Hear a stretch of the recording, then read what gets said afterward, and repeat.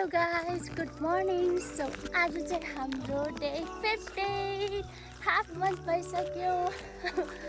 अनि आज चाहिँ ठ्याक्कै होइन हिजो सायद पानी परेको थियो होला अनि बाटो चाहिँ यस्तो भिजेको टाइपको। अनि यो त गाउँ हो नि त, अनि उतातिर कस्तो राम्रो हुन्छ नि बारी भिजेको स्मेल कस्तो राम्रो लाग्छ। अनि कङ्ग्रेचुलेसन सबैलाई अनि मलाई।